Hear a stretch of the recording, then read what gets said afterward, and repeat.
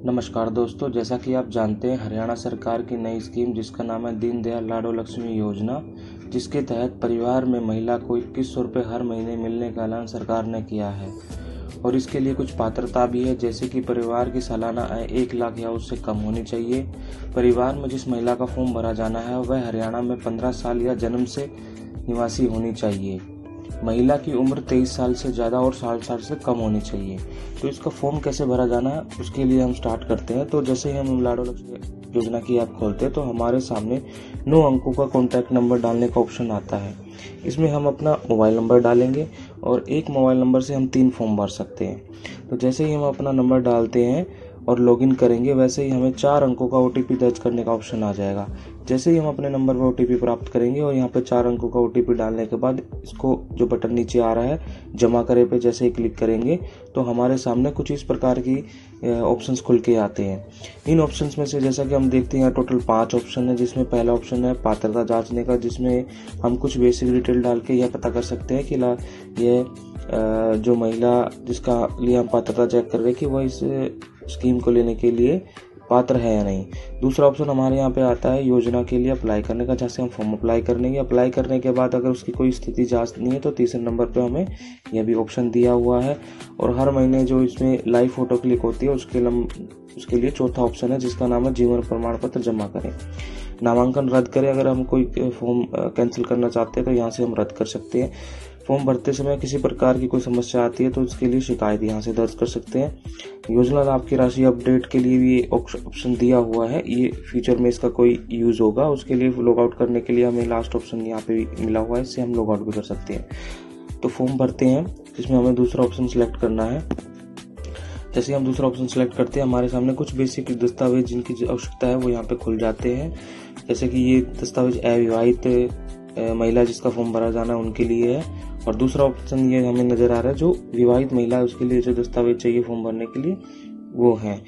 जैसे हम आगे बढ़ते हैं तो हमारे सामने कुछ 6 प्रकार के चरण यहाँ पे लिखे हुए हैं, जिसमें पहला चरण है आवेदिका का विवरण, जिसमें जो बेसिक डिटेल्स नाम डेट ऑफ बर्थ वगैरह होती है वो हम डालेंगे। दूसरे चरण में आवास का विवरण, जैसे कि वो यहाँ जन्म से रहते हैं या 15 साल से रह रहे हैं या शादी के बाद रह रहे हैं। तीसरा चरण है परिवार के सदस्यों का विवरण, जिसमें परिवार के सदस्यों के नाम हम यहाँ पे लिखेंगे।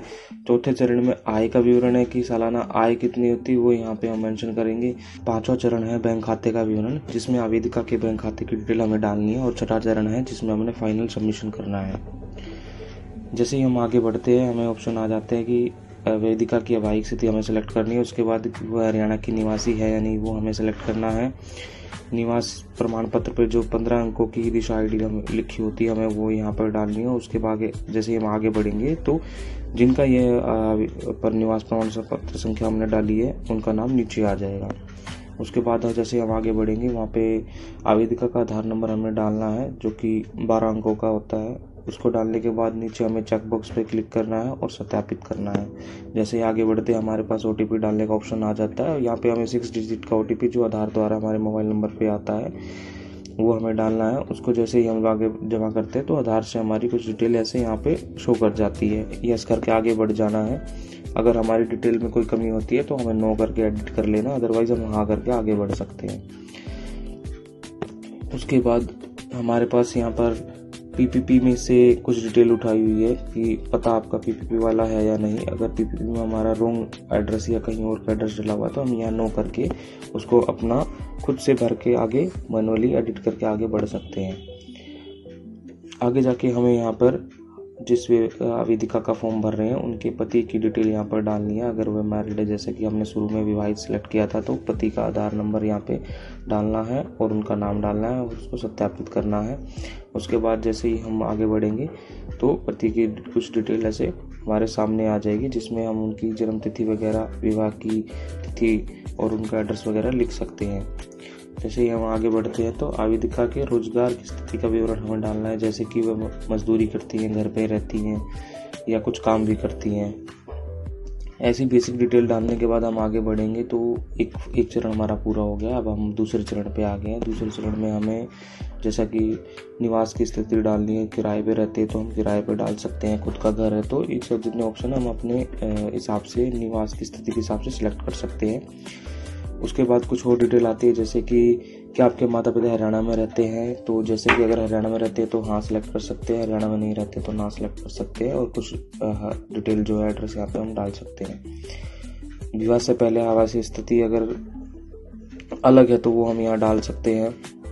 बिजली कनेक्शन अगला ऑप्शन आता है बिजली कनेक्शन का, या 2 कनेक्शन, जैसे हरियाणा में UHBN और DHBN होता है। बिजली के बिल पे हम देखेंगे कि अकाउंट नंबर लिखा होता है, वो हमें यहाँ पे डालना है, उसको सत्यापित करना है। जैसे ही हम सत्यापित करेंगे उपभोक्ता का नाम और वार्षिक बिल जो हमारा बना है वो नीचे शो कर जाता है। इसको हम आगे जमा करने के बटन पर क्लिक करके आगे बढ़ेंगे। उसके बाद तीसरा चरण आता है जिसमें हम कुछ सदस्यों की संख्या डाल देंगे, जैसे कि पिता की जीवित स्थिति चुने। अगर पिता जीवित है तो उनके आधार कार्ड और उनका नाम हमें डालना। अगर मृत है तो उनकी हमें जो है मृत्यु की तिथि जो है वो डालनी, जैसे कि इनकी यहाँ पर इनकी सास की मृत्यु हुई है तो ये उस हिसाब से डिटेल डाल रहे हैं।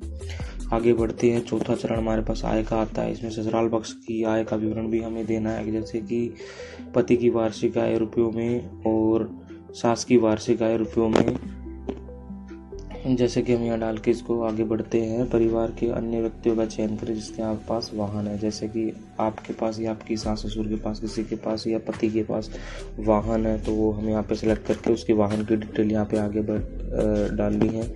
और वाहन की डिटेल डालने के बाद जैसे हम आगे बढ़ेंगे तो ये हमारा चरण कंप्लीट हो गया है। अब हमें 5वें चरण पे आना है, जिसमें हम बैंक खाते की डिटेल डालेंगे। ये बैंक खाते की डिटेल हमें केवल आवेदिका की ही डालनी है, और bank account number IFSC code डाल के और बैंक का नाम डाल के हम आगे जैसे ही बढ़ते हैं तो हमारा यह चरण कंप्लीट हो जाता है। इसके बाद हमें आखिरी चरण जो छठा चरण है उसमें प्रोसीड करना है, जिसमें कुछ इस डिटेल जो हमने पहले से भरी है वो ही हमें शो करती हैं। जैसे कि हमें अभी यहाँ पे ये दिखाना होता है कि आपके साथ रहने वाले परिवार के सदस्यों को चुने, जैसे कि उपेंद्र सिंह जो पिता हैं, सरबजीत सिंह जो पति हैं, रुचि सिंह जो इनकी माँ है, और गुरप्रीत सिंह जो इनकी सास है। तो इनमें से कुछ केसों में ऐसा भी होता है कि जहाँ ये रह रही हैं सास ससुर के साथ इनकी माँ भी रहती है जो इनकी खुद की माँ है, या किसी कारणवश उनके साथ रहने, तो ऐसे केस भी होते हैं। तो उसके हिसाब से यहाँ पे ऑप्शन सेलेक्ट करने हैं हमें, और ये सिलेक्ट करने के बाद हमारे पास ये डिटेल आगे खुल जाती है कि जैसे कि उपेंद्र क्या आप हरियाणा कौशल रोजगार निगम के साथ पंजीकृत हैं नहीं, जैसे कि रुचि इनकी जो माँ है वो हरियाणा रोजगार के साथ पंजीकृत है नहीं, और हरियाणा रोजगार निगम नंबर अगर कोई इनका नंबर जनरेट हुआ है तो वो यहाँ पे हमें लिखना है और सत्यापित करके आगे बढ़ना है। अब ये कुछ आवेदिका के विवरण की डिटेल आ गई है, जितने भी जो हमने शुरू में फॉर्म भरे थे और जो हमने संख्या डाली थी वो यहाँ पे शो कर रही है। और यहाँ पे लास्ट में हमें एक सेल्फ डिक्लेरेशन स्वयं घोषणा आ गई है कि भाई जो भी डिटेल हमने डाली है सही है गलत है। अगर भविष्य में ये गलत पाई जाती तो जो आवेदिका है वो उसके लिए स्वयं जिम्मेदार है। तो ये चेकबॉक्स जो मुझे स्वीकार है यहाँ पे क्लिक करके हम इसको जमा कर देंगे, और जैसे ही हम जमा करते हैं तो हमारे पास जमा आवेदन की कुछ इस प्रकार से इंफॉर्मेशन आती है कि ये कितने दिन में सत्यापित हो जाएगा। और इसके बाद एक लाइव फोटो क्लिक होती है जो एप्लीकेंट की, जिसमें एप्लीकेंट को आंखें ब्लिंक करनी होती है, फेस को राइट और लेफ्ट करना होता है, और मुंह को एक बार खोलना होता है और बंद करना होता है। ऐसे ही लाइव फोटो क्लिक होने के बाद उसको जो फोटो डिटेक्ट हो जाती है उसको सबमिट करना होता है।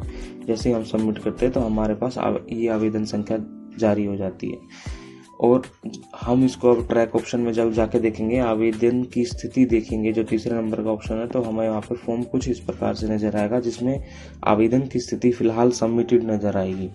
तो यह आखिरी चरण है, इसके बाद हमें कुछ नहीं करना है। ये आगे से जो भी है सरकार की तरफ से वेरिफिकेशन होगा और जो भी इंफॉर्मेशन है हम यहाँ से रेगुलर ट्रैक करके पता लगा सकते हैं। तो यह फॉर्म कंप्लीट हुआ। धन्यवाद।